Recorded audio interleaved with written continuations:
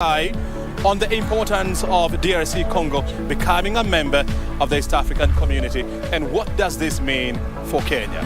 Watch the conversation right here on KBC Channel 1.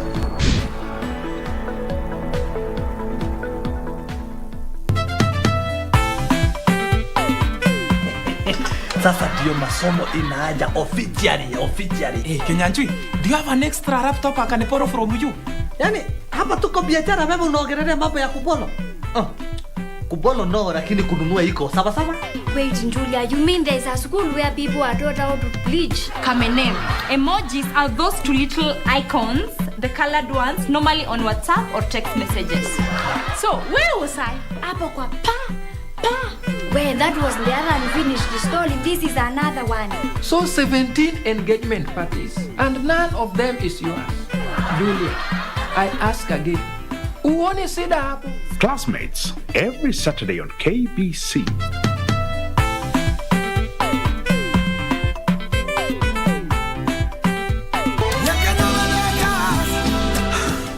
I love you.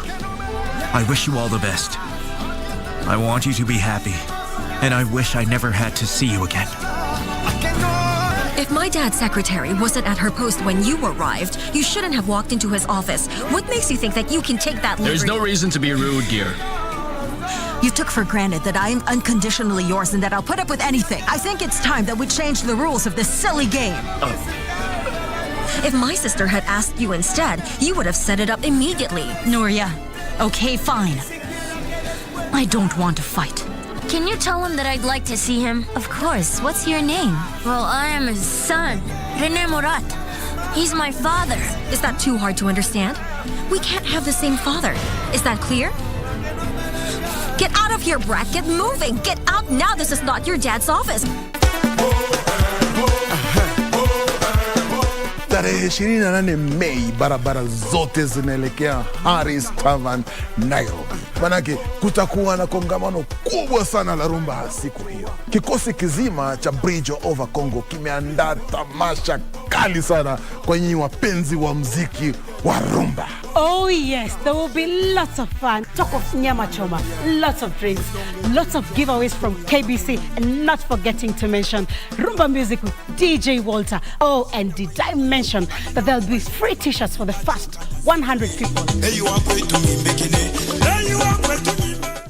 Nitakuwa siku hiyo. Tafuta sheri. Kama una sheri, omba sheri. Nitakuwa your host Simeon Mfumo with my running mate Winnie Marie Jose. Yay!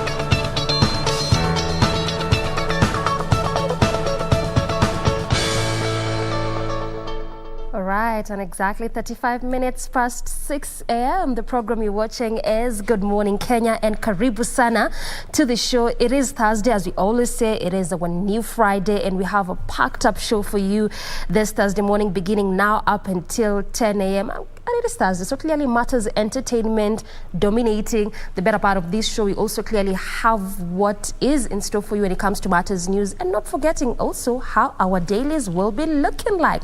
So stay put up until the end of the show. Many thanks for making time.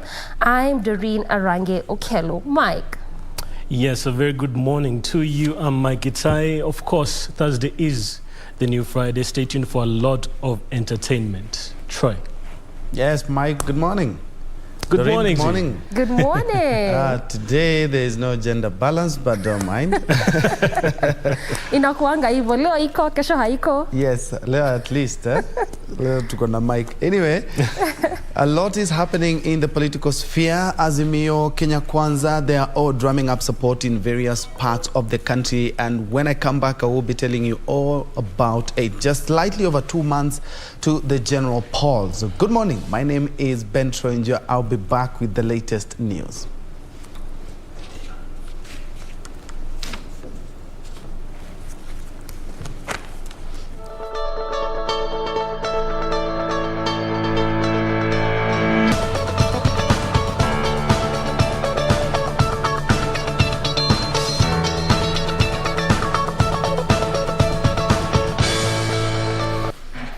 Good morning once again. Let's look at what we have lined up for you this morning. Azimio la Umoja One Kenya Coalition Party presidential candidate Raila Odinga has pledged a university, a Kenya Medical Training College, better infrastructure, water for residents, and industrial revolution for the Vihiga County if he is elected president. Speaking on day one of his Western Kenya tour, Raila urged voters in Vihiga to elect him as president, promising to uplift the lives of residents and engineer development in the region. Wednesday was first of the 5 days that the Azimio Brigade, under the stewardship of the coalition's presidential flag bearer Raila Odinga, intend to spend in Western Kenya, starting off with a town hall meeting in Majengo, Vihiga County. It was here that the DAP-affiliated leaders asked the ODM chief to put his Azimio house in order amid claims that some political parties under the Azimio One Kenya umbrella were being taken for granted. We want to be involved fully in everything that is happening in Azimio.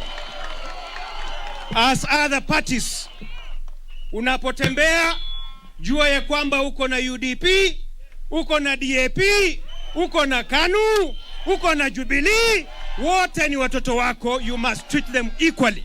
Representatives of various groups in the meeting, including teachers' unions and the clergy, used the opportunity to lobby for their interests, even as they vowed to vote for Odinga in the August polls. Baba, Rais wa tano, nataka nikuambie watu walemavu tunataka nafasi yetu katika serikali yako. In response, Odinga promised an inclusive government where the interests of every Kenyan will be catered for. The former Prime Minister said he will implore President Uhuru Kenyatta to issue Kaimosi Friends College a university charter. Nataka kuambia nyinyi kwamba kabla Uhuru hajatoka kwa ofisi, atakuja hapa kupeana charter. Kila mtoto ambaye amezaliwa katika taifa letu, hata kama wazazi hawana pesa, atapata fursa sawa ya elimu. Kuanzia nursery, kuingia primary, kuingia secondary, kuingia tertiary, mpaka chuo kikuu. Odinga thereafter led the Azimio Brigade in campaign stopovers and rallies across Vihiga County, where he promised more goodies for the locals. The first 100 days of Baba's government, utasikia mnaona mabadiliko makubwa kabisa. Hawa mama naona hawawezi yote, utakwenda kando. Sawa. Area leaders ruled out the prospects of Musalia Mudavadi and Moses Wetangula of mobilizing 70% of the Western vote for William Ruto. Serikali ya nusu mkate Western tulipata mawaziri wengi sana kutoka kwa Raila Amolo Odinga. Kweli si kweli? Mulisikia akitupa masharti yoyote? Sisi watu wa magharibi mwa Kenya, kura yetu yote tarehe 9 mwezi wa 8 tuweke kwa Raila Amolo. Waluya tumeamua raundi hii tunapea Raila afunge bao. Mara ya mwisho Raila awe rais. Lazima tumpatie hii kura, tumpatie vile tulikuwa tunampatia, hata tuzidi hapo. Ndio sisi tukue ndani ya serikali vile tayari tumeanza kuwa ndani ya serikali. Raila Odinga's running mate Martha Karua said her nomination is a win for all women in the country. Na hata ingawa niliwania kiti ya urais 2013, wakati huo matumaini ya wengi haikuwa juu, sababu ilikuwa ni vigumu sana kumaliza nikiwa mshindi. Lakini sasa tukiungana na ndugu yangu, na hii nafasi nimepatiwa si yangu, hii ni nafasi yenu wa mama. Speaking at the Garissa University on Wednesday during the celebration of Maendeleo ya Wanawake 70th anniversary, Karua said that through her, women will have an opportunity to address their issues at the national level. Odinga says that his path to the presidency has never been so clear and that the Mulembe nation should not give up on him. Tomorrow, Odinga will be leading the Azimio Brigade in yet other political engagements in Busia County, Wycliffe Okech, Vihiga County. From Azimio politics to Kenya Kwanza politics, where Deputy President William Ruto has pledged to set aside a special fund for resettlement of squatters if he is elected president. Speaking during his tour of the coastal region, Ruto assured residents that land matters will not be a political bargaining chip under his government. Ruto held an economic consultative meeting with leaders, professionals and traders from Mombasa County, where he outlined his agenda for the country through his bottom-up economic model. Deputy President William Ruto continued with his tour of the coastal region Wednesday. Speaking at Mbaraki Sports Club grounds, Ruto termed the opportunities in the blue economy and value addition initiatives as part of the sustainable ways to create jobs for the youth. Katika mambo ya blue economy ambayo itahakikisha kwamba tunafanya ile processing, na harakati hiyo yote ni katika ile mpango ya kuzalisha nafasi ya kazi ili vijana katika kaunti hii wapate ajira, wajisimamie na watusaidie kujenga taifa letu la Kenya. Wako na wao katika mkutano kama huu. The Deputy President promising to return major port operations back to the coastal region as part of his plan to boost the economy. And with land being an emotive subject in the coastal region, the DP promised to set aside a special fund to purchase land and resettle squatters in the region if he succeeds in his State House bid. The DP also toured parts of Kilifi County, where he fancied the chances of the Kenya Kwanza in the region. Tutaweka pesa ya serikali kununua ardhi zote za absentee landlords na zile zingine zote, na tuwapatie wananchi wa pwani wawache kuishi kama maskota katika nchi yao miaka 50 baada ya sisi kuwa taifa huru. Meanwhile, ANC party leader Musalia Mudavadi and his Ford Kenya counterpart Moses Wetangula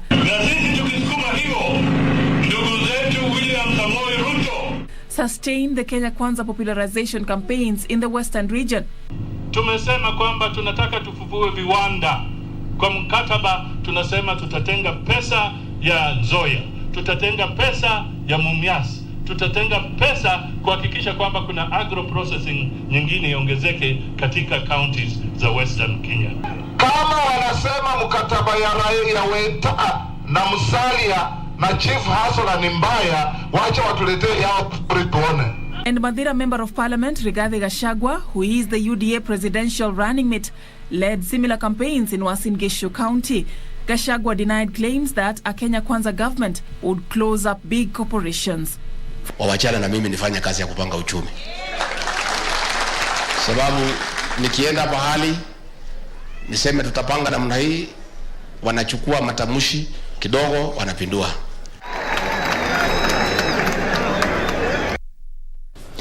And still on politics, the High Court has barred the Independent Electoral and Boundaries Commission, IEBC, from clearing Kiambu United Democratic Alliance senatorial aspirant Karungo Wathang'wa to run for elective office until a case filed challenging his suitability to vie is heard and determined.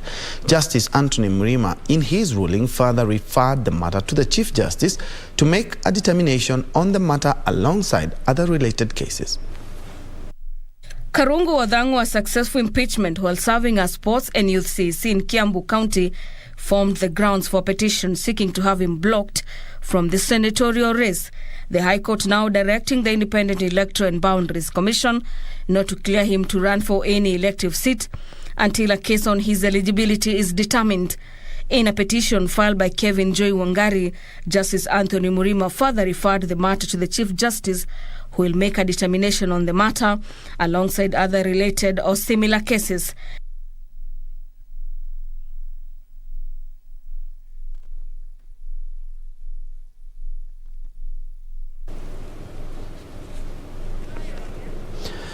In other news, members of parliament tore into each other on Wednesday as they engaged over National Executive's failure to appoint a substantive secretary to the cabinet who is supposed to chair the assumption to the office of the President Committee. While MPs allied to the Azimio la Umoja One Kenya Coalition Party supported the response by the chairperson on Justice and Legal Affairs Committee, Muturi Kigano, that the position was being held in acting capacity by the head of public service. Those allied to Kenya Kwanza Alliance felt that the executive had failed to provide reasons for leaving the crucial office vacant. In the first petition, which was filed on April 25th, two Mombasa residents, Ndoro Kayuga and George Odhiambo, had sued to block Sonko from contesting. The two argued that the former governor was removed from office for contravening Article 75 of the Constitution by behaving in a manner that demeaned the office of a county governor. On April 27th, Kayuga, however, withdrew from the case, saying it has taken a political trajectory rather than being legal. Odhiambo, however, said he will continue with the matter. On Tuesday, Mombasa High Court Judge John Mativo allowed Odhiambo to continue with the case despite Kayuga's withdrawal. In a separate case filed by Transparency International, Kituo cha Sheria and Haki Yetu, the trio also argued that Sonko had violated the Constitution. Kesi yangu iko before Justice Mativo. Judgment ya ile kesi ya kwanza iliwekwa na wanaharakati ilikuwa ifanyike jana. Ikasemekana itafanyika baadaye. Bado kuna kesi nyingine pia wanaharakati wameniwekelea ya kutosimama na inaendelea Jumanne. The organizations said Sonko should not be allowed to contest for any seat. Justice Mativo, who was today expected to issue orders on the two cases, said he couldn't issue further orders on the matter since it is now with the Chief Justice Office. The CJ is now expected to constitute a three-bench judge to hear the matter. The cases are expected to be consolidated into one, since they are all challenging Sonko's chance of being allowed to vie.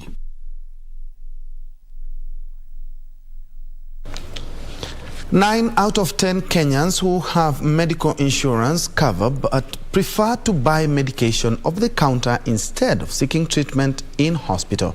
A spot check by the Kenya Broadcasting Corporation in Nairobi indicates that most Kenyans do not seek doctor's opinion when unwell. And as Zainab Said reports, this situation is a cause for alarm, with the Pharmaceutical Society of Kenya now calling for stringent measures to check the sale of medicine over the counter, with tougher penalties for those found operating pharmacies illegally.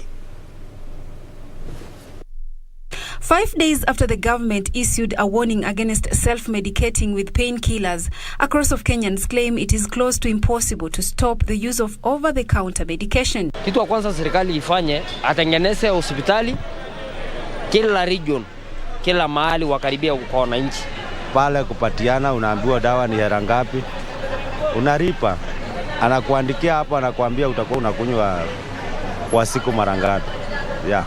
Joseph Karanja, a boda operator in the Nairobi Central Business District, says despite having a medical insurance, long queues in hospital have left him no option but to visit chemists and pharmacies in his neighborhood whenever he is unwell. Dari huko kuna raini, wale wako through, labda mtu anaenda shughuli zingine, vitu kama hizo. Hospitali zikuwe nyingi like after one. Same sentiments are shared by Ann Divo, who cites lack of medicine in health facilities as the reason for not seeking a doctor's prescription when ill. Hata madawa hospitalini, kwa sababu ile dhana tuko nao sahi, hata unapoenda hospitali unajuanga tu hamna dawa, naenda kutumwa chemist. Kwa hivyo unaona kuliko nitumwe sinijitume tu. The Pharmaceutical Society of Kenya is warning against the increased use of self-medication, decrying lack of regulations to control the use of the over-the-counter medication. The Poisons Board is actually shutting down a very large number of pharmacies. Unfortunately, they shut them down, and the next day somebody goes and opens them up again. And this is because the public is willing to go and buy stuff. It's easier to do that than to go to a clinic and be checked. 2 tablets on a pump every day. Who works with this patient? And each drug carries a side effect. So who helps this patient? Currently, a bill seeking to amend subsection 5 of the Pharmacy and Poisoners Act, sponsored by Nandi Hills Member of Parliament Alfred Keter, is awaiting the second reading in the National Assembly. It proposes to bar sale of medicine without a prescription signed by a registered medical practitioner, dentist or veterinary surgeon. If enacted into law, anyone found selling over-the-counter drugs without prescription will be fined 30,000 Kenyan shillings or face a jail term not exceeding 3 years or both. Even as the government continues to caution Kenyans against over-the-counter medication, many argue that high cost of medication in the country is still a challenge to them in seeking a doctor's opinion. I'm Zainab Said.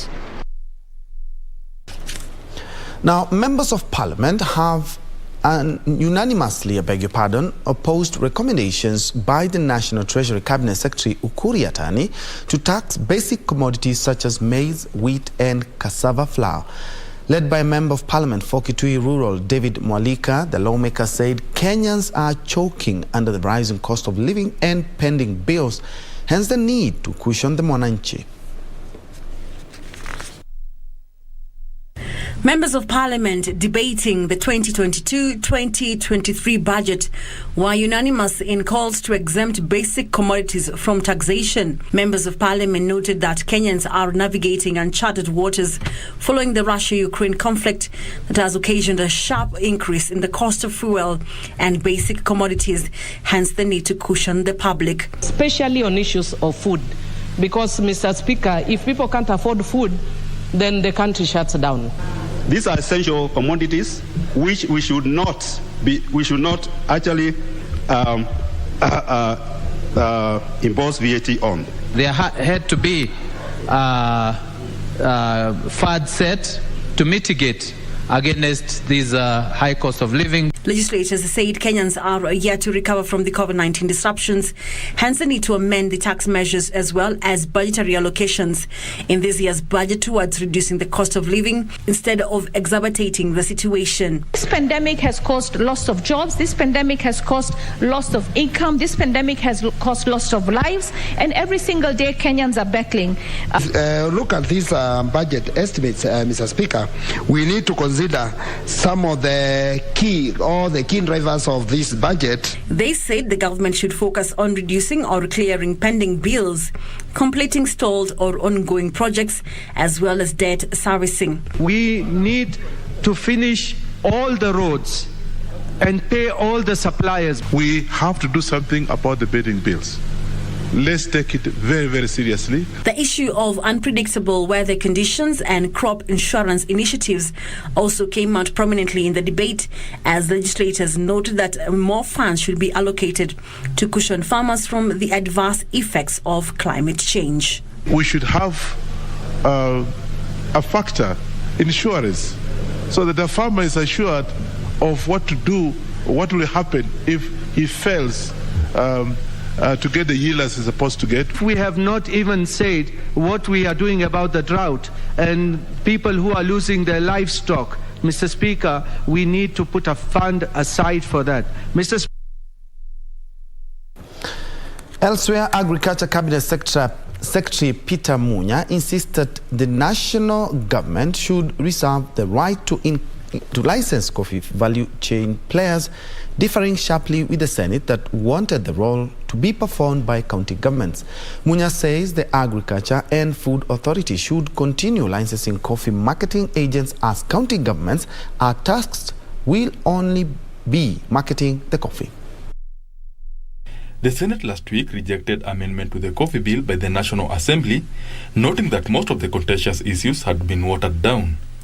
The bone of contention was the licensing of the marketing agents that the senators said solely rest with the county government, since agriculture is a devolved function. I want to call upon the Senate to take its rightful position of protecting devolution as envisaged in Article 96. Because the Ministry of Agriculture must be told that it is only policy that we retain at national level.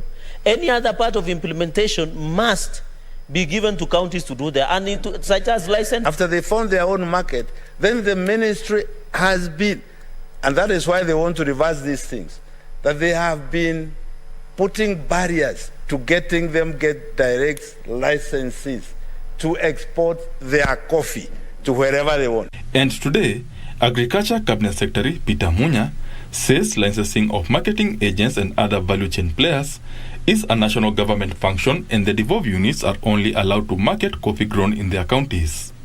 But licensing somebody who is going to buy and sell cannot be a county function. Cannot be, because it's trading.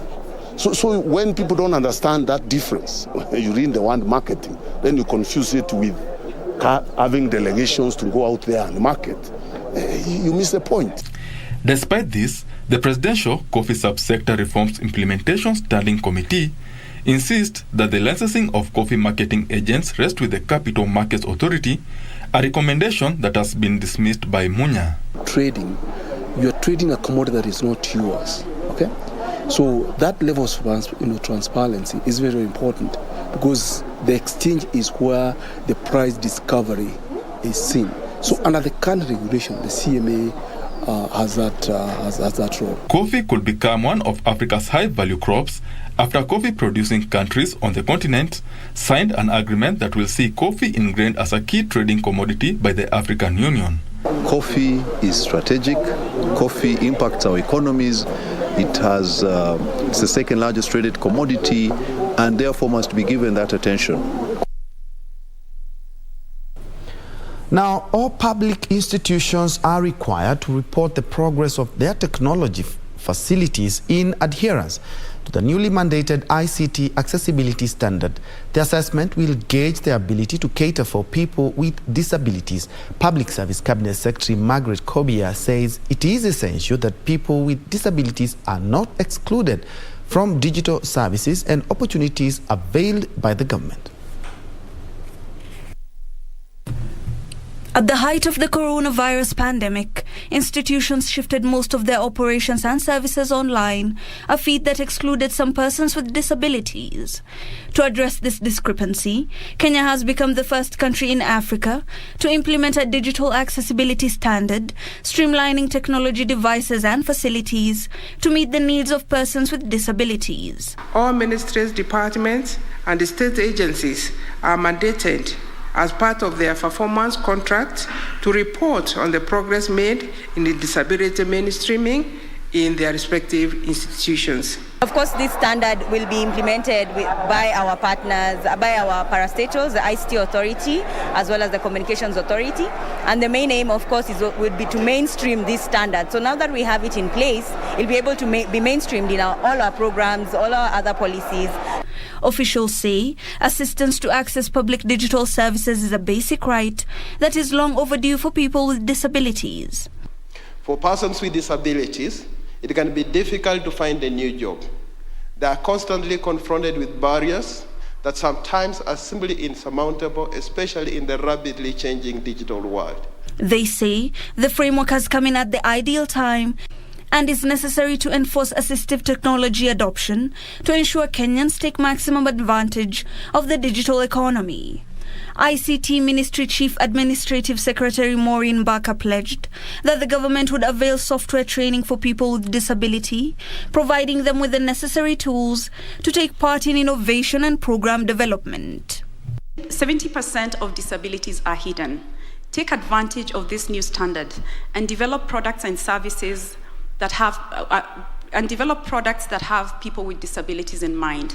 The very first of its kind in Africa, a new standard to ensure that people with disabilities can take advantage of public services on the digital domain. Let's now shift focus to matters sports, where Evans Chebet was on Wednesday named the best sports personality of the month of April by the Sports Journalists Association of Kenya, SJAC. Chebet achieved the feat after winning his first ever marathon in Boston.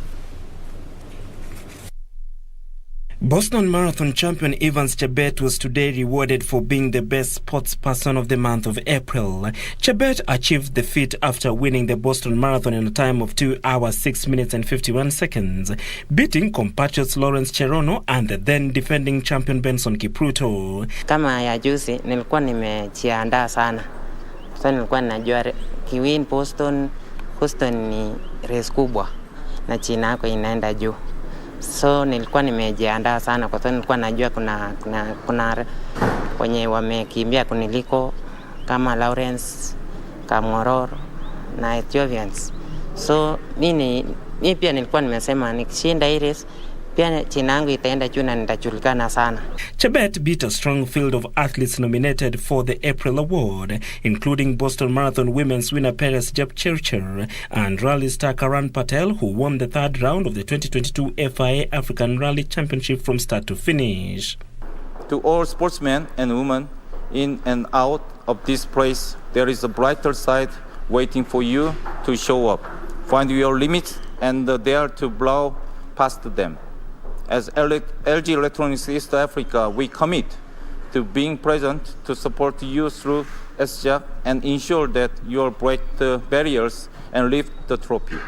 Also in the list was Maureen Chepkemoi, who destroyed the course record at the 75th edition of the Netherlands Marathon. The 5 gold medalists for the Kenya team hit squad at the Africa Zone 3 Boxing Championship in Congo were also nominated for the April Award. They were Teresia Wanjiru, Evelyn Akinyi, Elizabeth Andiego, David Karanja and Shafi Bakari. Well, there you have it. That's all we had on GMK News. But don't go away, because after this short break, we will be taking a look at what is making headlines in the newspapers. Don't go away.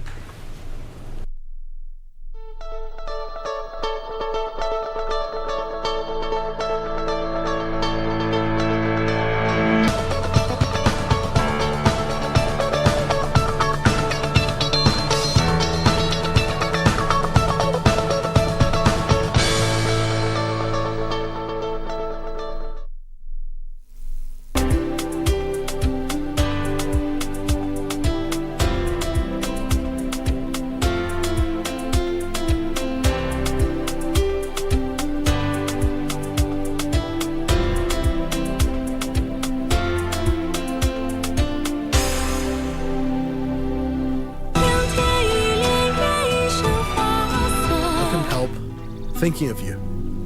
And I know you're the only girl I wish to spend my life with.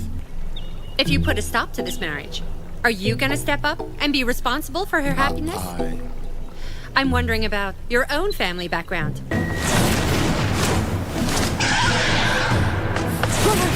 Let's go! What kind of nonsense is that? Have people been gossiping? Is it just gossip?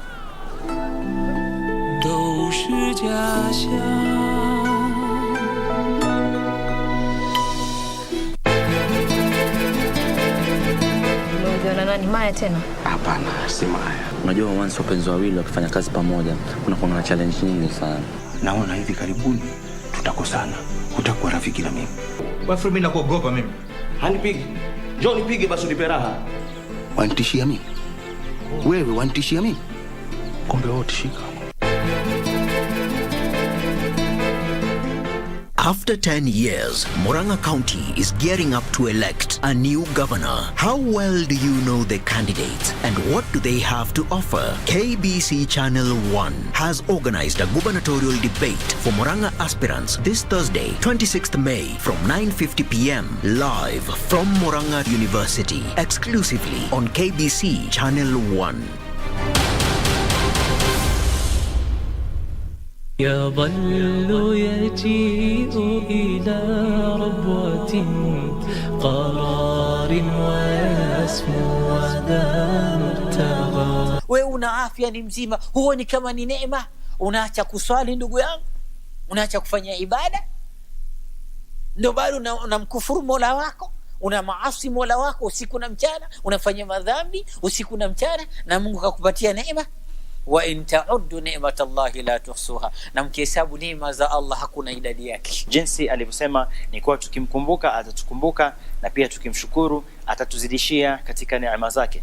Waddu'a wal-layli idha saja ma wadda'aka rabbuka wa ma qala walal akhiratu khairul laka min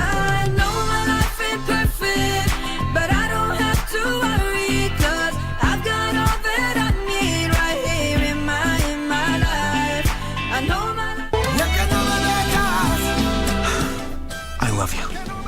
I wish you all the best. I want you to be happy, and I wish I never had to see you again. If my dad's secretary wasn't at her post when you arrived, you shouldn't have walked into his office. What makes you think that you can take that liberty? There's no reason to be rude, dear. You took for granted that I am unconditionally yours and that I'll put up with anything. I think it's time that we change the rules of this silly game. If my sister had asked you instead, you would have set it up immediately. Nuria, okay, fine. I don't want to fight. Can you tell him that I'd like to see him? Of course. What's your name? Well, I am his son, Rene Murat. He's my father. Is that too hard to understand? We can't have the same father. Is that clear? Get out of here, brat. Get moving. Get out now. This is not your dad's office. Get out.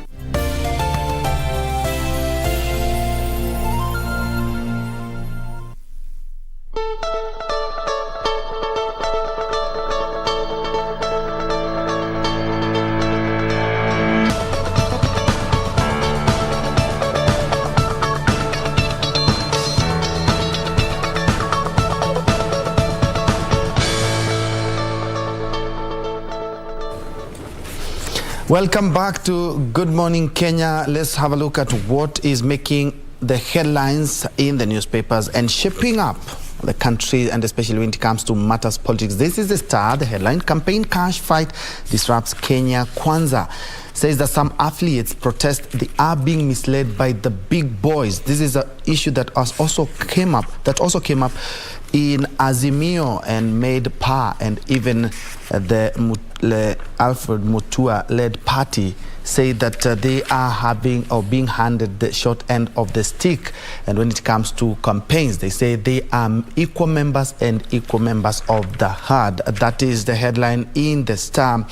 But something else that is connected to what we are talking about when we say about the finance bill: fuel subsidy tops Treasury, 64 billion extra budget appeal to MPs. The National Treasury has asked for 64 billion to stabilize fuel prices. This is after the international market also went up a day or two ago. Now Treasury is seeking additional funds to ensure that the fuel prices do not go up and increase the budget to Kenyans.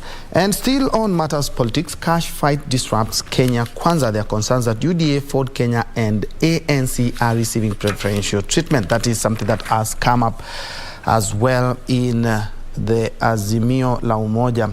Raila and Mudavadi in a do-or-die combat for Western votes. Azimio la Umoja presidential candidate Raila Odinga is leading the Azimio la Umoja Kenya Kwanza campaigns to the Western region for 5 days. Yesterday was the first day. They were in Vihiga, is something that we also carried in the news.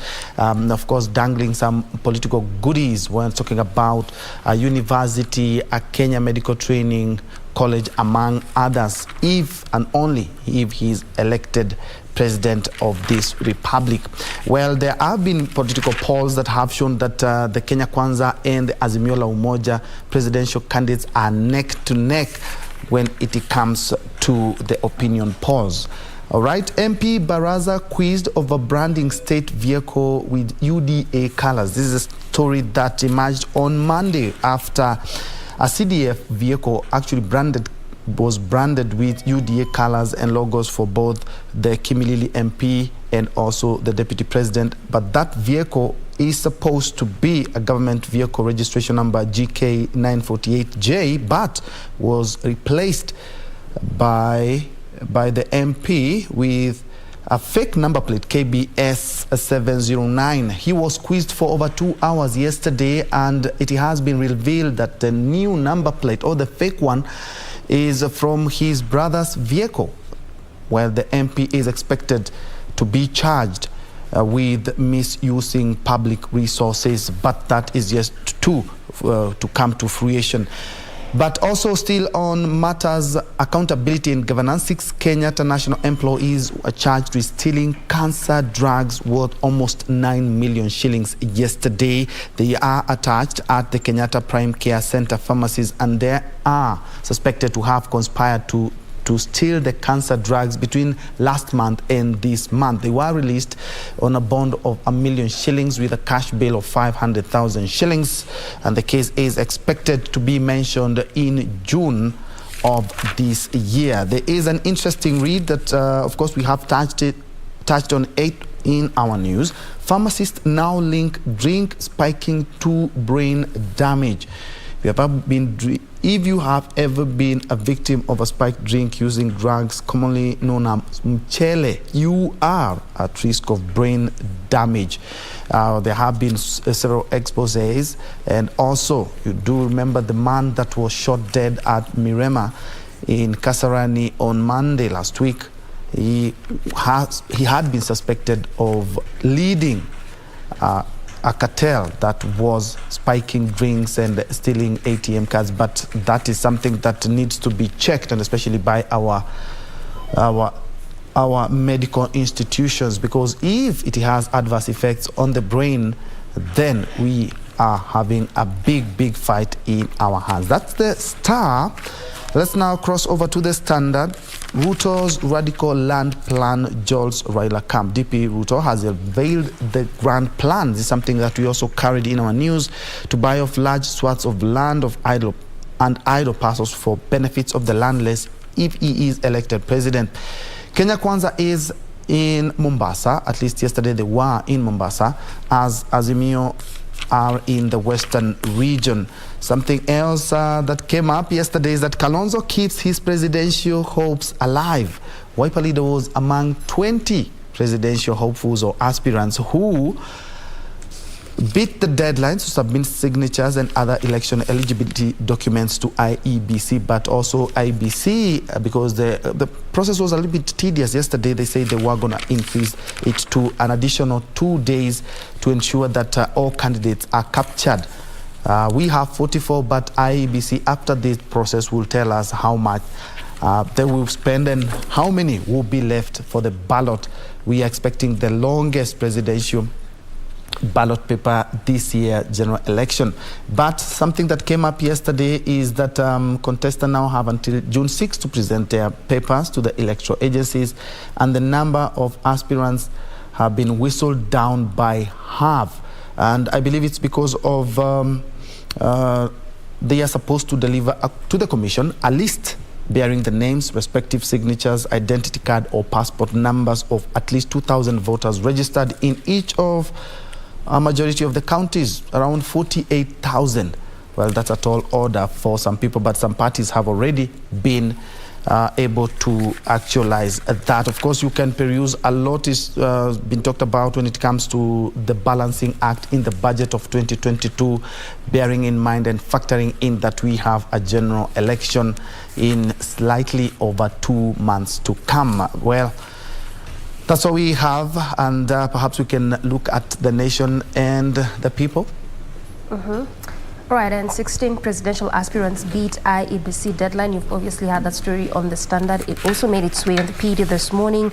And what is coming out is that more than 30 hopefuls were unable to fulfill the requirements, which included obviously the 48,000 signatures. This figure is just because of the 2,000 signatures that this candidate was supposed to produce in each of the 24 respective counties. So that is how the 48,000 signatures come about. And even as this 30 hopefuls were unable to fulfill, this also comes after 11 other aspirants on Monday were dropped down because, again, of also failure to fulfill some of the requirements, including the naming of a running mate in due time. But also this article highlights just some of the concerns that a good number of these presidential aspirants had, particularly in the independent presidential aspirants. And just as you mentioned there, Troy Kalonzo also has made his way to be able to meet the deadline that is as of yesterday. So this just means that he is among the other leaders who now await verification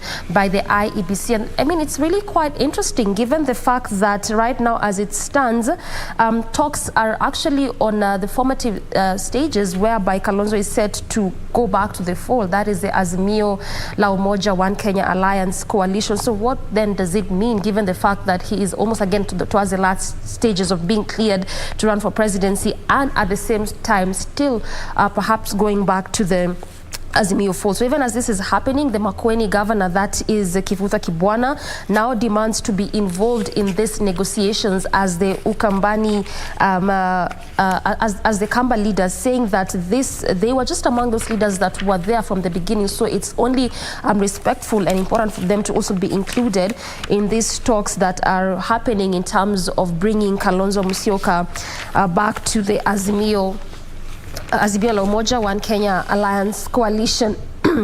And also with just 74 days to the polls, now the Azimio leader promises Western region a range of goodies if he wins. This is this is actually as he was in Vihiga County, and also as he was responding to Vihiga Senator George Haniri and Haniri's zoning concerns. Remember, there were this kind of conversation in respect to zoning in some parts of the areas by the Azimio La Umoja coalition. So this, even as he was responding to that, also coming at a time whereby there has been concern, particularly in the Kenya Kwanza coalition, and this is particularly from the Mwangi Kiunjuri party, that is the TSP, where they have been complaining of being sidelined as the smaller parties. So this is also just part of what Azimio La Umoja was trying to assure some of the parties and some of the leaders who are in this fold. And also that is continuing. Obviously, again, these leaders are just out there trying to continue to popularize their bid, and Ruto was at the coast, so he anchors the coast tour on graft war as Gachagua woos Rift Valley. Again, obviously talking about issues to end corruption if at all they get elected to office on August 9th. So even as that all is happening, the mini budget was tabled yesterday to the National Assembly, and it just shows that so far 24 billion has been spent on emergencies. This include the fuel and fertilizer subsidies, and also what is coming out is that the funeral budget, the funeral of the late President Kibaki cost taxpayers 260 million, which was part of the 24 billion that had been set aside for emergency fund. And also the government mills new strategies to spur COVID-19 vaccine uptake. Remember that the state had also just done away with some of the COVID-19 measures. So part of what the ministry is saying, even as they try to target 19 million adults and 2.9 million teenagers by end of June in terms of vaccination, they're trying to look for ways in which at least they can change Kenya's attitudes towards the take of the vaccine. And also we obviously have that particular story concerning the Kenya National Hospital staff who have been charged with theft of cancer drugs, and now they have released on bond. And lastly, there's this story that I just want us to touch on just a bit. That is the failure of the Green Park terminus. This was actually supposed to happen on Tuesday, and tomorrow we're supposed to be having the opening of areas of Langata Road, but on Wednesday, that was yesterday, the NMS came out to say that this is not going to happen. They really didn't quite give a reason on their part. What came out is basically what the Matatu Association had been complaining about, as well as also what a section of Kenyans had been complaining in respect to this Green Park bus terminus, key among them being where they are going to key among them being where they're going to just be standing by as they're going to be standing by as they drop off and peak passengers. And also one of the concerns from the passengers was the fact that the distance is really quite long between the terminus and the CBD. So this is some of the things that the NMS was trying to look into. But again, the concerns that are coming out is that why is this launch taking so long? This is just after 20 months in which this entire process has taken, and also after 3 test drives that were done last year. Mike.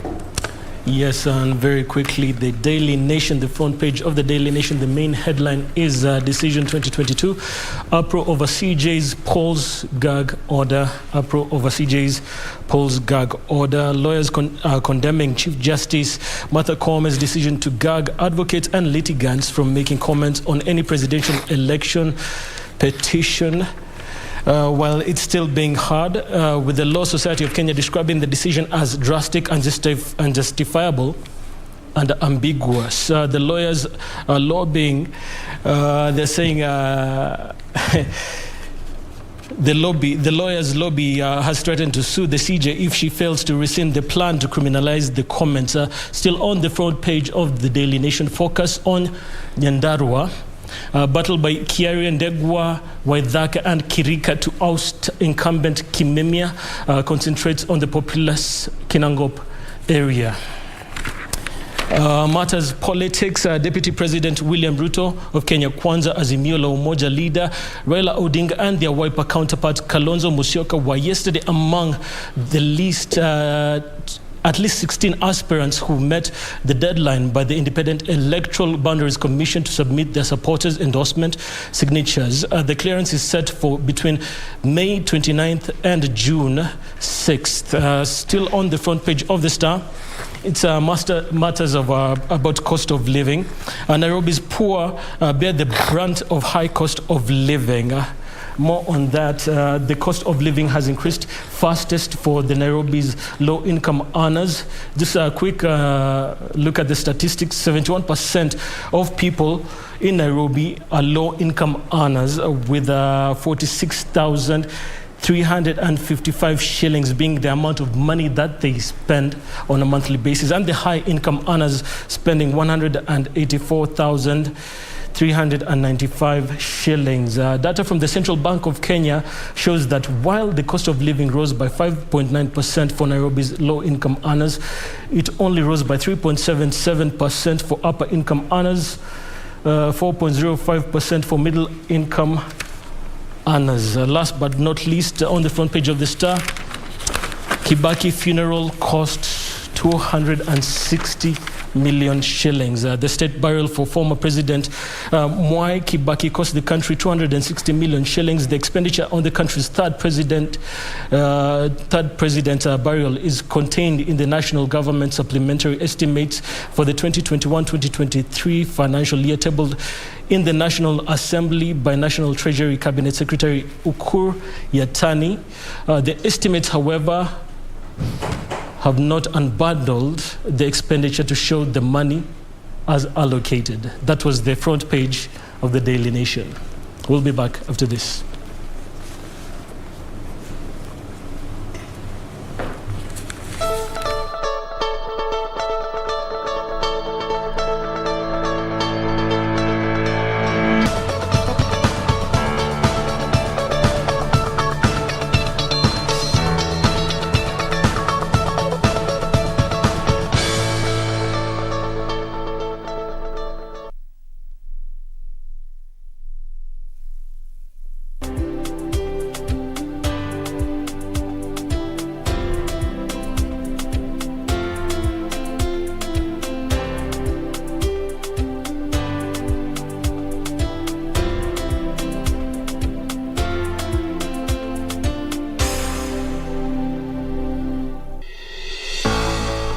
Six partner states, 300 million people, and a combined GDP of more than 240 billion US dollars.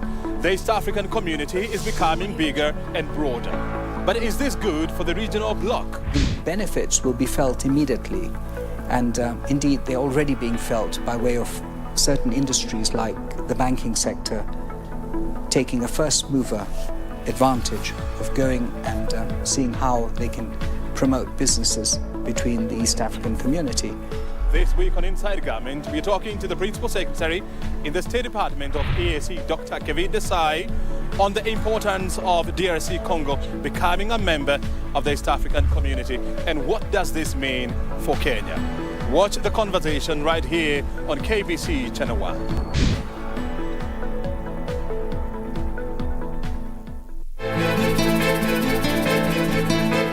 Nani Maya tena? Hapana, si Maya. Unajua once wapenzi wawili wakifanya kazi pamoja, kuna na challenge nyingi sana. Naona hivi karibuni tutakosana. Utakuwa rafiki na mimi. Wewe mimi nakuogopa mimi. Hanipigi. Njoo nipige basi unipe raha. Wanitishia mimi? Wewe wanitishia mimi? Kumbe wewe utishika.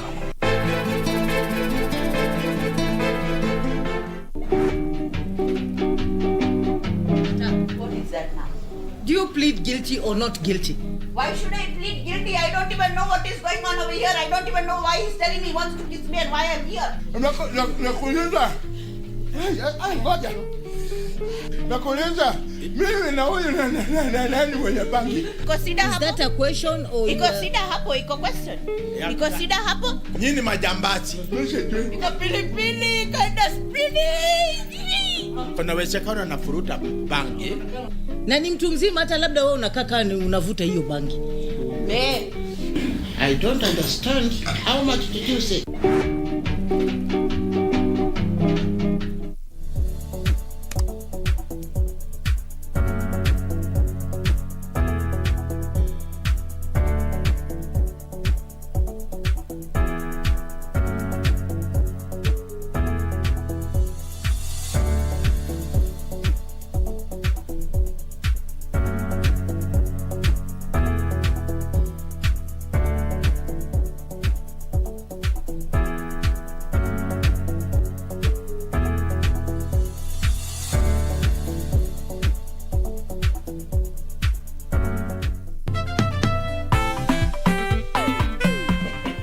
Sasa ndio masomo inaja officially. Kenyanjui, do you have an extra laptop I can borrow from you?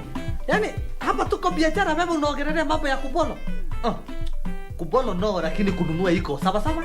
Wait, Julia, you mean there's a school where people are taught how to bleach? Kamenem. Emojis are those two little icons, the colored ones, normally on WhatsApp or text messages. So, where was I? Hapo kwa pa. Wait, that was the other unfinished story. This is another one. So 17 engagement parties and none of them is yours. Julia, I ask again. Uone sida hapo? Classmates, every Saturday on KBC.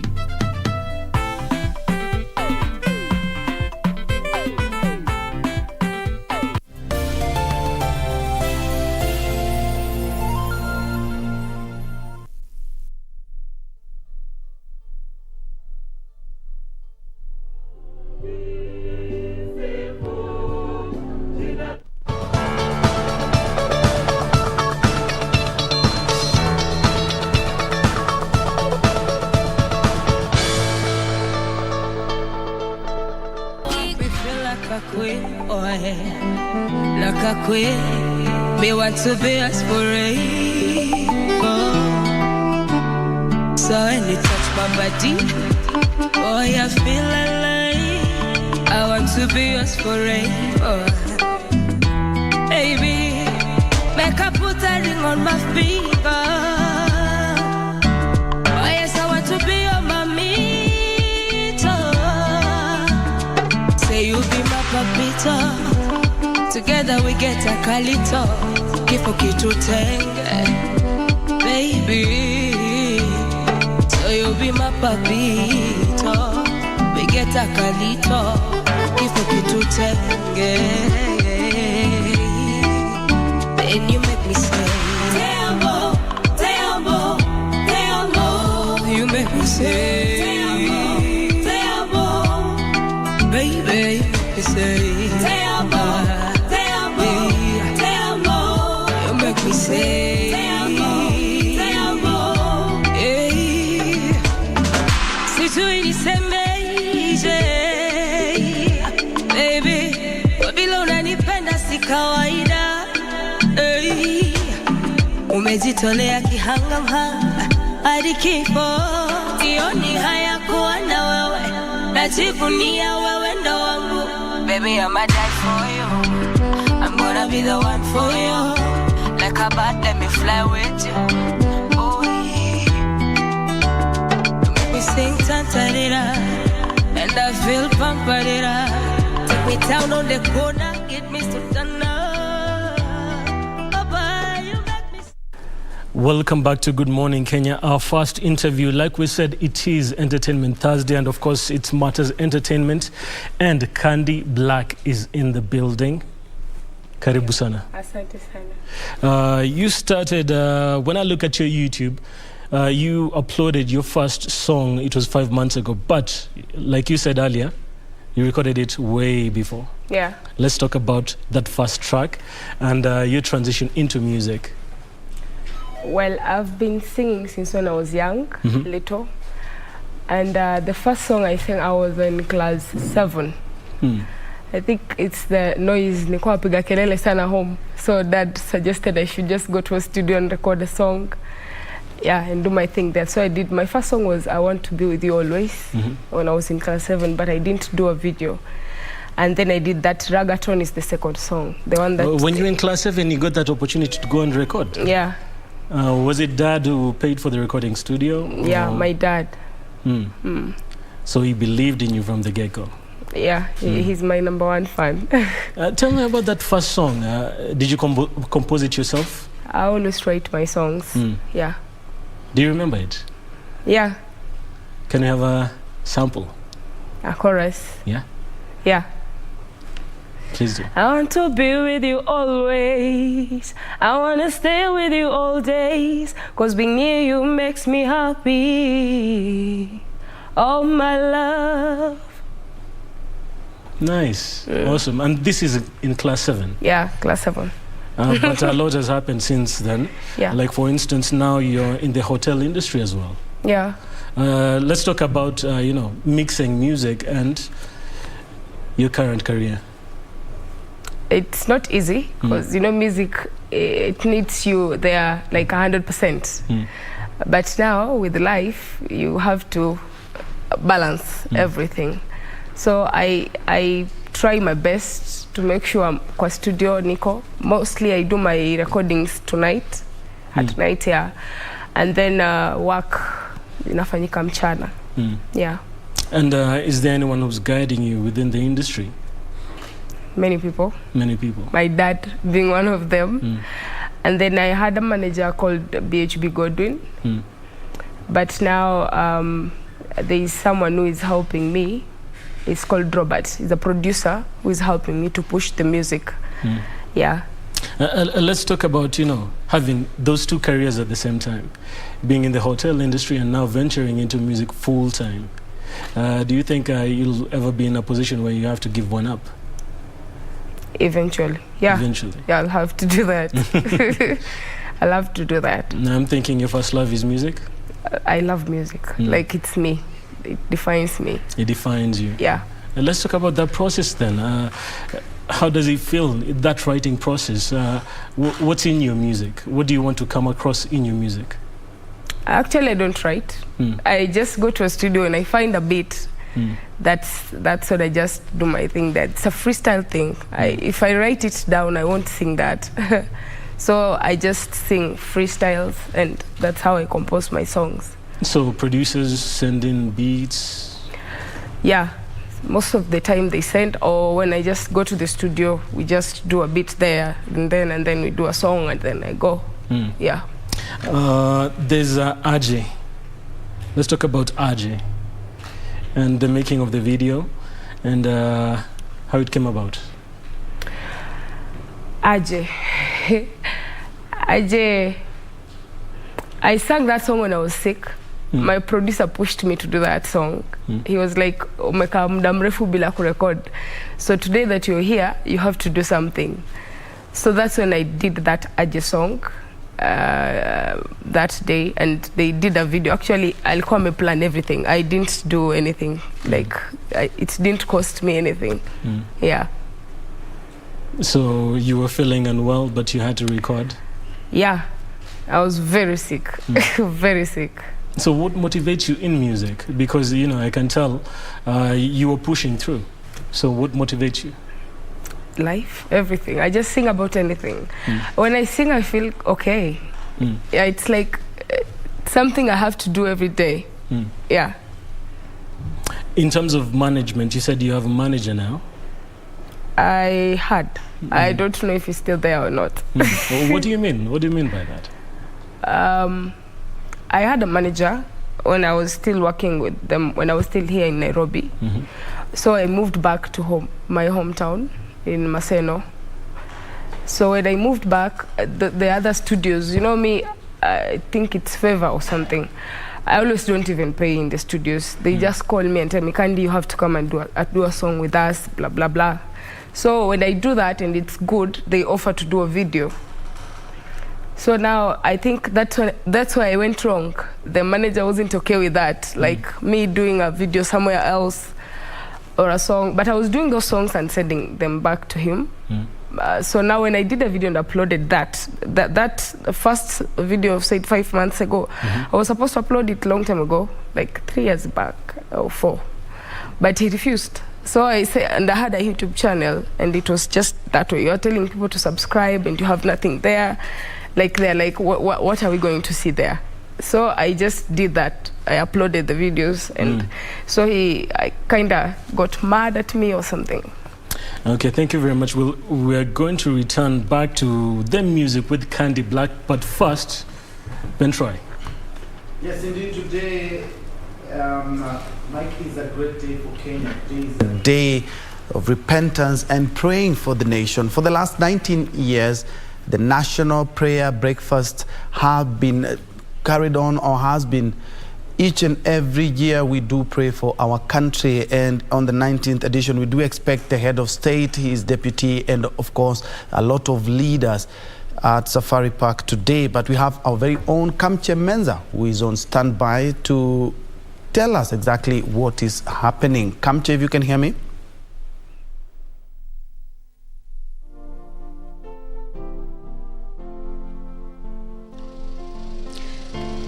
Good morning, back to you in studio there, Ben Troy Njue. And like you said we are coming to you live from the Safari Park Hotel. And these grounds this morning will be hosting the 19th annual National Prayer Breakfast meeting. Remember, this is the 19th edition. And already, as you can see, guests have already started to trickle in, of course, starting from leaders from the Parliament. This is an event that is organized by the Parliament, both houses, that is the Senate and the National Assembly, as well as by different church leaders or other religious leaders. And this morning we're expecting to see about 2,000 guests. Already, as you can see behind me, is that guests are already trickling in, of course, to grace this particular occasion. We understand that also the head of state, President Uhuru Kenyatta, will be gracing this particular occasion. Last year, the event had only about 100 guests who physically attended the meeting, of course, after coming out of the COVID-19 pandemic. Remember, the year 2020, there was no such event. And the last year, there was the virtual and, of course, the physical one, bearing in mind that there was the COVID-19 pandemic. But this one is a different one. It's basically the first one since the pandemic struck that is seeing physical attendance of about 2,000 guests. The National Assembly Speaker Justin Muturi confirmed that 2,000 participants will be attending this particular event, of course, graced by the head of state, President Uhuru Kenyatta. Last year, we saw also the ODM leader, Raila Odinga, attending this particular event, and, of course, Deputy President William Ruto. So, of course, that is what is expected at this moment. But I'm joined by Senator Enoch Wambua, who will just tell us about how different are we expecting this particular prayer breakfast meeting to be. Mheshimiwa Karibu, maybe if you could start us off, how different are we expecting this particular prayer breakfast to be? Remember, the theme of this year is transition. Thank you very much. First of all, I want to take this opportunity to thank the Almighty God for giving us yet another opportunity to meet as leaders in this country and seek His face concerning our country. Yes, it is a period of transition, especially in political leadership in this country. In the next 2 months, we will be going into an election.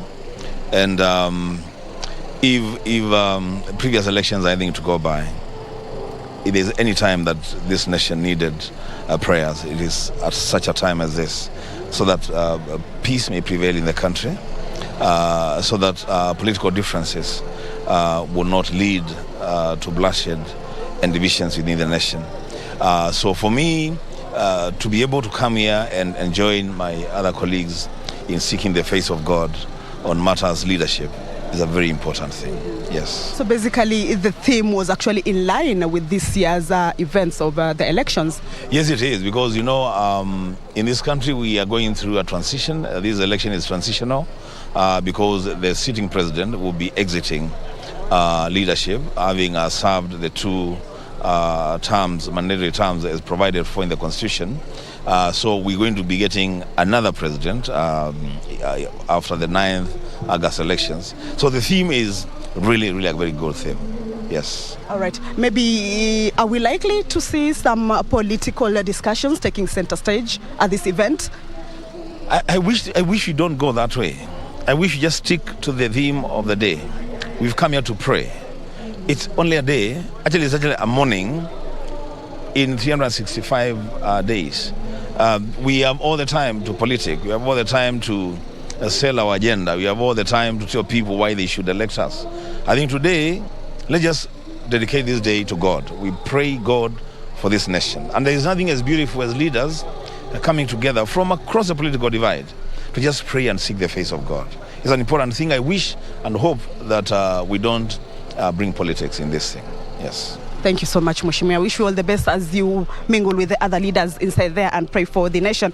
Well, like you heard it from Honorable Senator Enoch Wambua, is that he hopes that perhaps there will be no too much politics, but actually the leaders and of course church leaders or religious leaders and of course the other leaders from the different cadres will be focusing on the agenda of the day. This particular event usually happens on the last Thursday of the month of May, and today is the 26th. This is the last Thursday of the month of May, so it is an event that is likely to see a lot of discussion around it. This event is an ecumenical event, of course offered under the auspices of the speakers of the National Assembly, both the National Assembly and the Senate, in this case Honorable Justin Muturi and Honorable Kenneth Lusaka, and organized by a group of dedicated volunteers which make the National Prayer Organizing Committee. And what we understand is that the purpose of this National Prayer Breakfast meeting, of course, is to meet, engage, interact, and together pray for the nation, of course, in the company of fellow leaders from all sectors of the society. And like I told you, Troy, the theme of this year is a transition. And of course, like you heard from the leader, is that this is a very crucial period or a very crucial year, in that we understand that in the August 9th of this year, the country will be going into the general elections. And it is a transitional government where, of course, a new president will be taking charge. And that is basically what we expect to be the message of today. Of course, basically, the church leaders or the religious leaders trying to tell the leaders what exactly they should be embarking on, what are their flaws in this particular 10 years as a new president is likely to take charge, what are the flaws, what are the wins, and of course how are we supposed to be making our way forward. The last prayer breakfast, President Uhuru attended. Of course, Deputy President also was here. ODM leader Raila Odinga was also here. So we will be looking forward to see these leaders come here. Of course, different leaders, the political leaders, the religious leaders have already trickled into the auditorium, and of course in a few the prayers will be beginning. I will now hand you over back to Studio Troy, but of course we will be linking up to let you in on what exactly is happening on these grounds on this particular day. Back to you in Studio Troy. Thank you so much. That is our very own Kamche Menza, who is keeping a keen eye on the National Prayer Breakfast. And interdenominational prayers will be carried out today as it's all systems go. Guests have already started streaming in, as you have seen on your screen, and we are expecting over 2,000 guests. Last year, 100 guests because of the COVID-19 protocols, but today a day for repentance and praying for the nation. The transition is the theme of the prayer day, and we expect a host of leaders from the political divide, and all we can pray for is that the sincerity and honesty, so that we may able to pray for the nation as we gear towards the 2022 succession polls. Mike, back to you. Thank you very much, Ben Troy. Back to the interview, we have Candy Black in the building. Remember, the hashtag is Good Morning Kenya, or This is KBC. That's on Facebook, Twitter, and Instagram. Join in on the conversation. You're about to tell me a joke. Oops. Wow, I joke. That's tricky. That's tricky. Yeah. Okay, let me ask you this. You've been performing, recording, let me say recording, since you're in class 7. How about performing? How do you handle performance anxiety? Performing. The moment I'm on that stage and I utter just one word, that's it. I'll be fine. Yeah. But I think I always have a problem with going now there, standing in front of those people and all that. Oh, before the performance Before itself. the performance, yeah. But if I just stand there and utter one word, then I'm good to go. Yeah. Unaweza kumbuka the first time you perform? Yeah. It was in a Ushago place called Huisero. There's this DJ, Ali organized some event and then he called me to do a performance. That's when I did the 2 songs, the first 2 songs. Yeah. Kulienda aje? It was Watu walikuwa, awesome. because I can imagine, at that moment ulikuwa a new artist, watu bado wajui your songs. What was going through your mind? I was scared, let me say, for the first time. But when I started singing, you know, when I'm crazy naturally. If I start singing, I am someone else. So when I started singing, they followed. Yeah, the chorus was so easy to do, so they just followed. Yeah. They just followed. Yeah, it was easy for me. I enjoyed the first performance. The first performance. Yeah. Now, in terms of music, what's the most challenging part of this industry for you? I think it's just coming out, because I've been here for long, and it's difficult to come out, just people to know you and all that. I don't want to sing. I don't want to go to a studio and sing songs for myself. You know, I want to sing the songs and let them out there so that people could listen to them. And yeah, so that's the only challenge I'm getting right now. Just my songs to be out there. It's kind of difficult. I feel like that's the trickiest bit, kwa sababu I've had producers say kuna wengine wanakuwaga na record wimbo za kusikiza tu kwa bedroom instead of za kudistribute. It's true. Yeah, if you don't have the connections and all that, it's true. Because is it more connections or content? I think it's connections, because I've never done a song and people comment on them negatively. Yeah, so it's just connection for me. So to break through, you need connections. That's what I need, I think. Okay, let me ask you this. Your dad has been holding your hand since class 7 in this music industry. Since when I was little. Since when you were little. Yeah. Right now, you're in the hotel industry. In Luanda. Yeah. Yeah. So what advice has he given you with regard to, how to navigate it? Apparently, my dad trusts me with anything I do. So he's always okay with whatever choice I take, because I know how to take care of myself. Yeah. Yes. Na mkaelewana hivyo ndo kutaenda. Kuna vitu zenye amekuambia kulingana na vile unajua kuna okay, let me put it this way. Yeah. Ladies within the music industry wamesema it's like it's not quite fair yet, bado vitu haziko equal kwa madem na maboy. Kuna kitu amekwambia with regard to that? Kujichunga? Normal advice, yeah. He always tells me that. Yeah, like I have to be careful with the industry. It's tricky. Yes, I've experienced some of the challenges. I'm so free with my dad that if I go through something, I just go tell him. And he helps me out to solve the issues and all that. Okay, so nini the next for Candy Black? I just want to be out there. What does that mean? I want to do music Kenyan, out there, worldwide and all that. I know I can do it. What do you feel will get you there? I think I need to put more effort in what I'm doing. And that's, I would do that. For example, yeah. Right now people are watching you. I want you to look at your fans right now. Why should they listen to Candy Black? All right.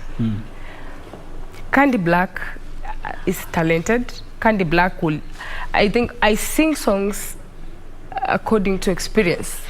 I just don't write something or just wake up one day and I do something that I've experienced or my friends have experienced or what. So in one way or the other, I think I'm teaching out there through my music, because that's the only way I can communicate to my fellow youths and help in the society. Yeah. So I want them to believe in me. I will not let them down. I'm going to do the best. I'm going to try my best to push and put more effort in whatever thing I'm doing right now.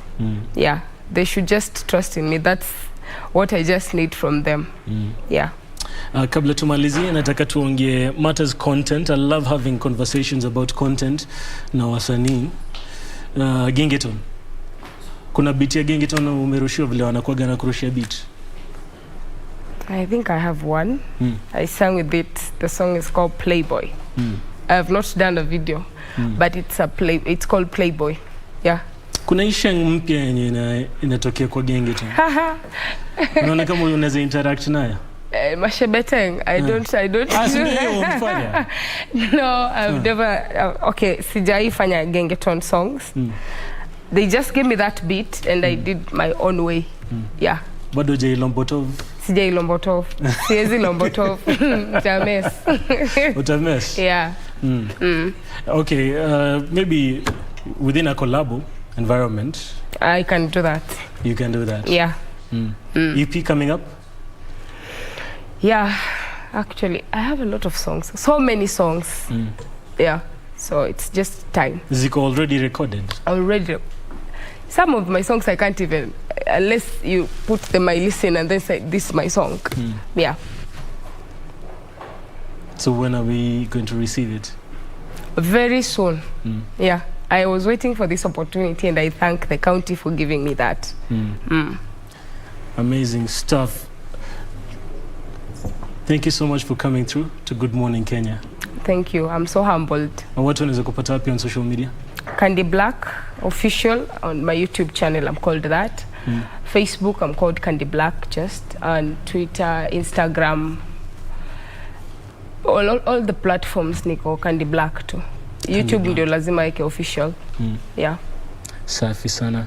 That was Candy Black. Kumbuka unaweza mpata on her social media platforms. We'll be back after this.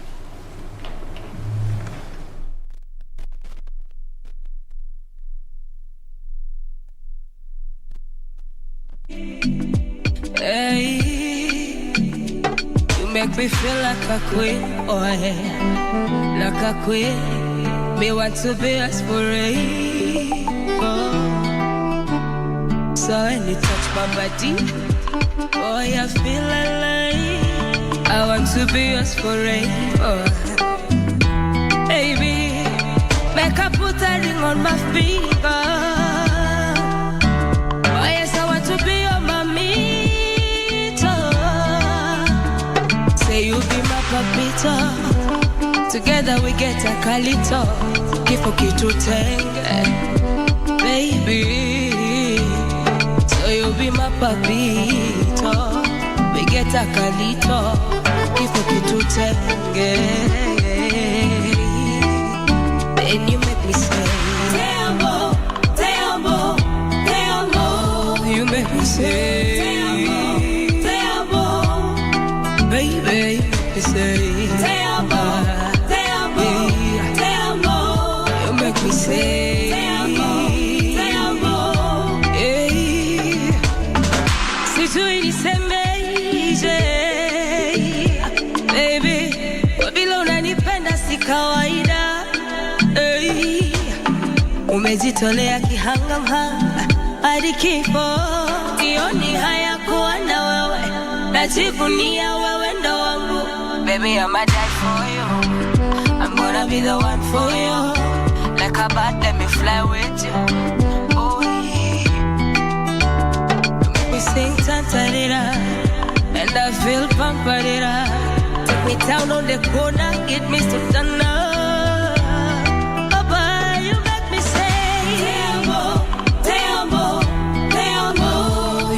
Say, te amo, baby, make me say, te amo, te amo, te amo.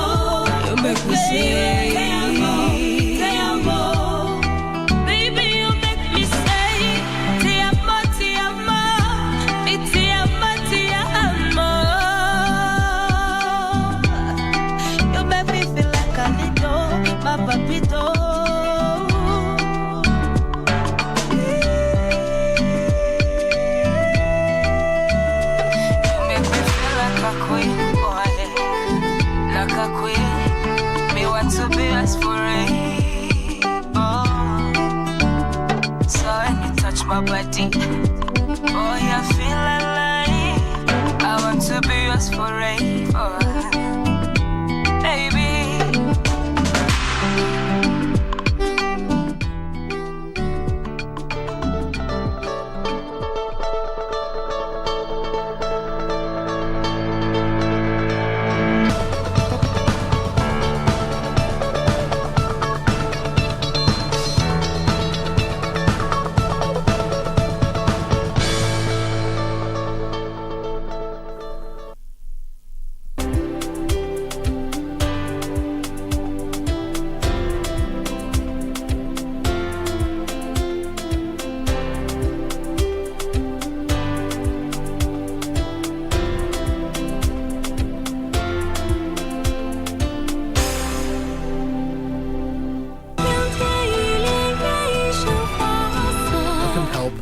Thinking of you. And I know you're the only girl I wish to spend my life with.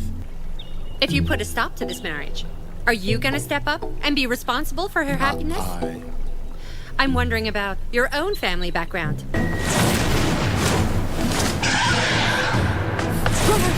Let's go! What kind of nonsense is that? Have people been gossiping? Is it just gossip? 都是假象。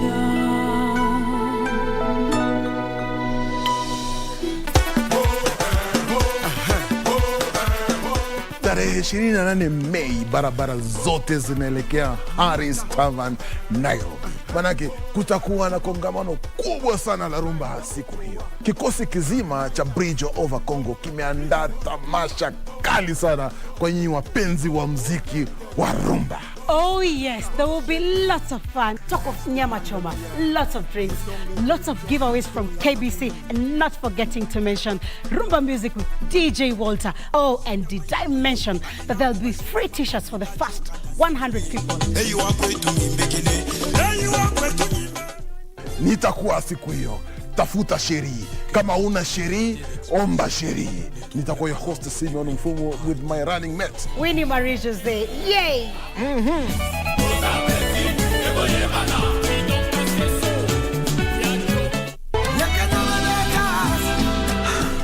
I love you. I wish you all the best. I want you to be happy. And I wish I never had to see you again. If my dad's secretary wasn't at her post when you arrived, you shouldn't have walked into his office. What makes you think that you can take that liberty? There's no reason to be rude, dear. You took for granted that I am unconditionally yours and that I'll put up with anything. I think it's time that we change the rules of this silly game. If my sister had asked you instead, you would have set it up immediately. Nuria, okay, fine. I don't want to fight. Can you tell him that I'd like to see him? Of course. What's your name? Well, I am his son, René Morat. He's my father. Is that too hard to understand? We can't have the same father. Is that clear? Get out of here, Brad. Get moving. Get out now. This is not your dad's office. Get out. After 10 years, Murang'a County is gearing up to elect a new governor. How well do you know the candidates and what do they have to offer? KBC Channel 1 has organized a gubernatorial debate for Murang'a aspirants this Thursday, 26th May from 9:50 p.m. live from Murang'a University, exclusively on KBC Channel 1.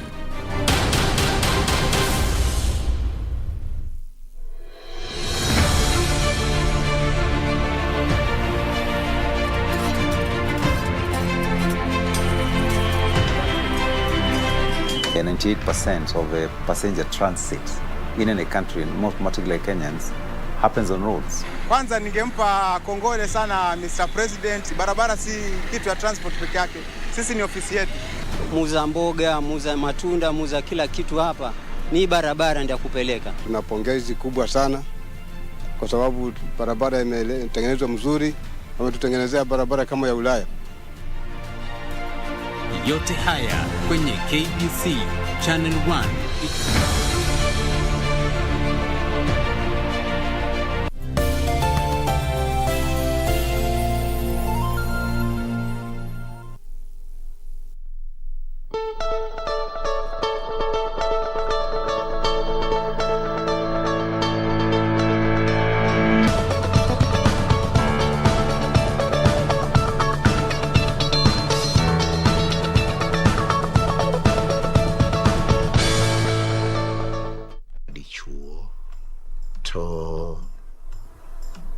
oganda kama idake kata anyuola ni nigi expectations.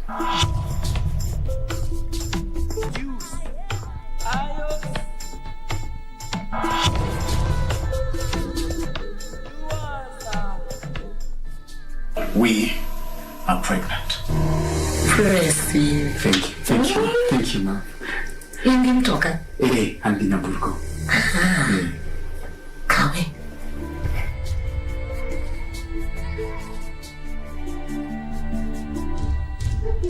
Ako ni baba inyis nyathini yo, ileru wang'e, mondo lu chike, di kako nego bed no dak babana.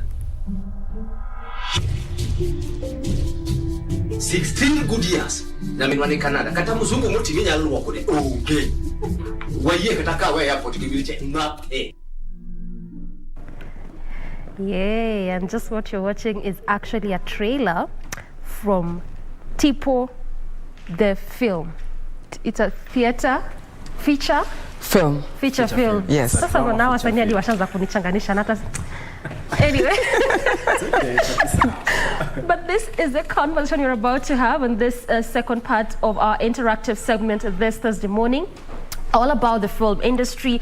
We just want to track the growth and the growth of this kind of art, how far we have come as a country, what kind of loopholes still exist, missing links, and if actually they're actually in existence, what can we do to bridge them? I mean, theater, film is actually a big kind of industry, so this is what we want to dissect all together, and my guests are already in set, obviously.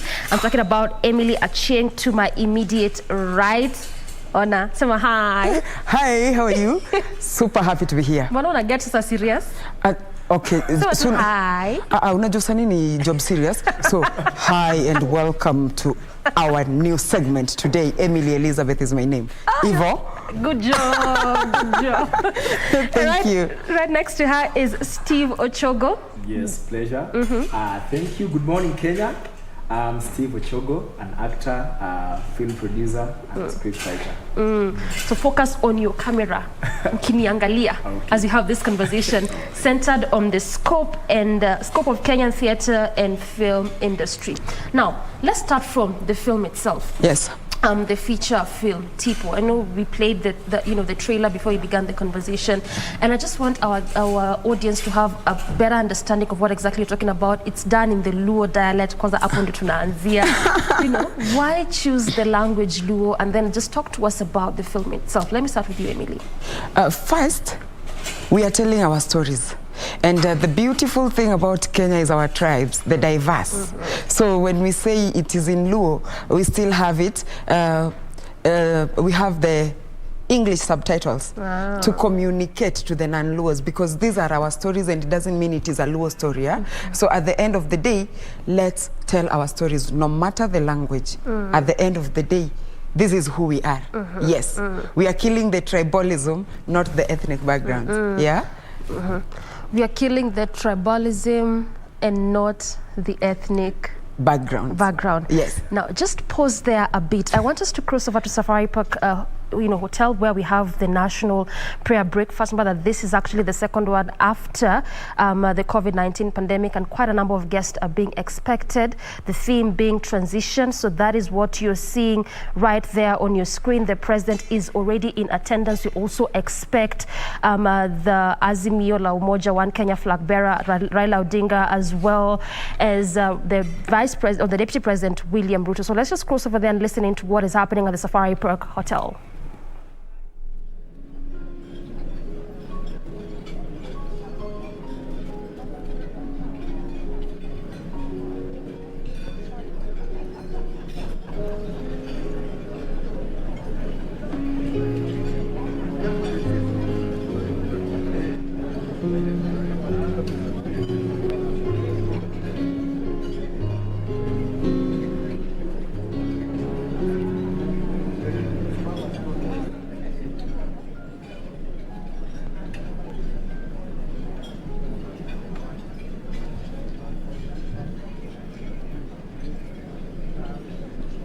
Good morning and welcome to the 19th National Prayer Breakfast. Your Excellency, Uhuru Kenyatta, President and Commander-in-Chief of Kenya Defense Forces, Your Excellency Dr. William Ruto, Deputy President, the Honorable Martha Koome, President of the Supreme Court and the head of our judiciary, the Chief Justice. Speakers, the Honorable Kenneth Lusaka, Speaker of the Senate.